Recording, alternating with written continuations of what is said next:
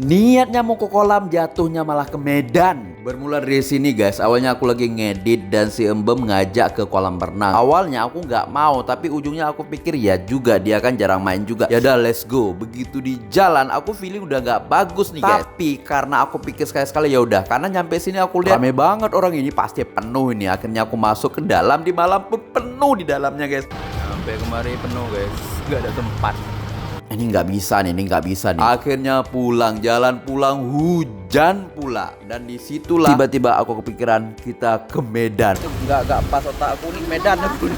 Karena kebetulan ada pamanku juga yang dari ID ke kolam penuh. Dan dia nggak enak katanya kalau penuh. Akhirnya kita gas ke Medan dengan pakaian dia yang seperti ini. Ala kadar pakaiannya ke kolam, jatuhnya ke Medan. Betul-betul mencakapuy lah hari itu guys. Aku sampai beliin tol supaya dari tol lebih cepat. Pamanku malah milih dari jalan biasa, dia mau menikmati katanya. Jadi tolnya akhirnya nggak kepake. Dan kalian lihat kami nyampe Medan dengan pakaian seperti ini. Dan begitu malam di sana hujan, akhirnya kita cari tempat makan dulu. Anak-anak pamanku aja masih merasa lucu, dia udah nyampe Medan aja, tujuannya padahal cuma ke kolam Langsa. Siap makan, kita cari tempat penginapan. Dan besoknya kita cari tempat viral yang ada di Medan. Dan akhirnya kita menemukan tempat yang luar biasa seperti ini. Supaya nggak panjang kali, karena ini tempatnya luar biasa, kalian bisa lanjut part 2 guys. Terima kasih.